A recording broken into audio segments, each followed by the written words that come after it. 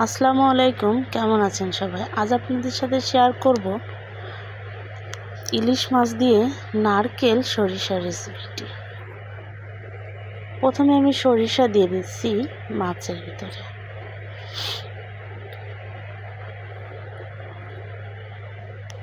আপনারা আপনাদের পরিমতন দিয়ে নেবেন, আমি আমার পরিমাণ মতো দিয়ে নিয়েছি। এরপরে দিয়ে দিচ্ছি আমি পোস্তদানা বাটা। পোস্তদানাটাও আপনারা আপনাদের পরিমাণ মতো দিয়ে নেবেন। আমি এখানে বড় একটা ইলিশ মাছ সাইজ নিয়ে নিয়েছি, এর জন্য পরিমাণ মতো নিয়েছি। এর মধ্যে দিয়ে দিচ্ছি আমি নারকেল বাটা। আমি যে সরিষাটা নিয়ে নিয়েছিলাম এর মধ্যে কাঁচামরিচ, পেঁয়াজ এবং 2 টুকরো রসুন লবণ দিয়ে ব্লেন্ড করে নিয়েছিলাম।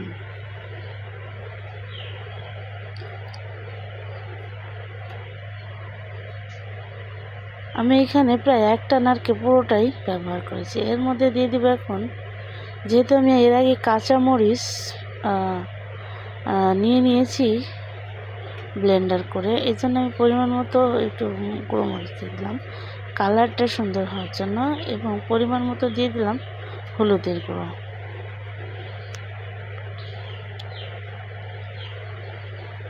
এবার দিয়ে দিলাম পরিমাণ মতো একটু লবণ। এবার তেল দেব এর মধ্যে। দেখুন বাইরে কি প্রচুর বৃষ্টি হচ্ছে। বৃষ্টির শব্দে চারিদিকে কিচ্ছু শোনা যাচ্ছিল না। এবার দিয়ে দেবার মধ্যে কিছু কালো জিরা।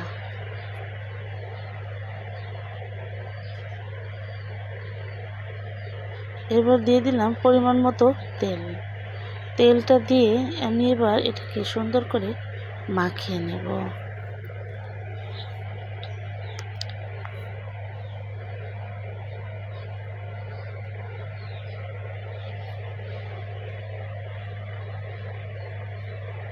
আমি এটাতে সরিষার তেল বরাবরই ব্যবহার করি, কিন্তু আজকে মধ্যে ব্যবহার করছি সয়াবিন তেল।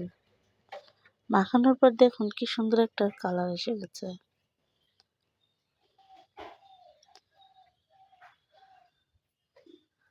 মাখানো হয়ে গেলে এর মধ্যে সামান্য পরিমাণ পানি দিয়ে আমি এটা রেস্টে রেখে দেব প্রায় 5 মিনিটের মতো।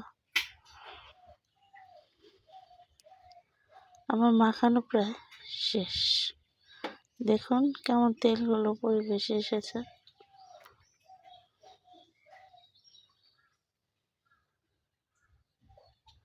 এখন আমি হাতে যে মশলাটা মেখে আছে সেটা দইয়ের মধ্যে দিয়ে দেব। এখন আমি রেস্টের জন্য 5 মিনিট রেখে দেব। 5 মিনিট হয়ে যাওয়ার পর এবার চলে আসলাম। এবার মাখানো ইলিশগুলো কড়াইয়ের মধ্যে ঢেলে দেব।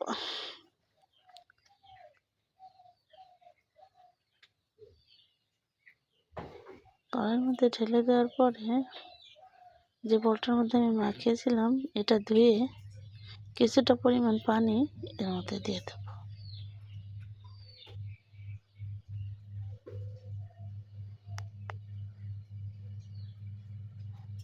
দেখতেই পাচ্ছেন কি পরিমাণ পানি আমি এর মধ্যে অ্যাড করেছি।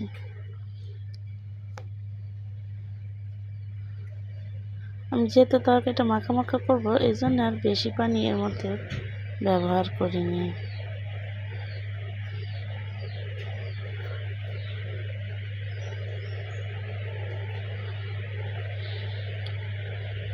তরকারিটা মাখার জন্য যে পরিমাণ মতো পানি দিয়েছিলাম তরকারি প্রায় হয়ে যাওয়ার পথে।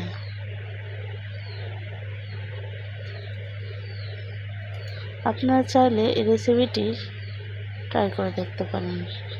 রেসিপি দেখতে যেমন লোভনীয়, খেতেও তেমনি দুর্দান্ত মজা।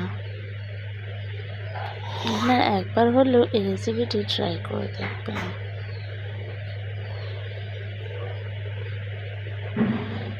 আমার ইলিশ মাছের এই রেসিপিটি প্রায় হয়ে এসেছে, দেখতেই তো পাচ্ছেন উপর দিয়ে তেলগুলো ছেড়ে দিয়েছে। যখনই দেখবেন যে উপর দিয়ে তেলটা ছেড়ে দিয়েছে, তখনই বুঝতে হবে যে আপনার রেসিপিটি প্রস্তুত হয়ে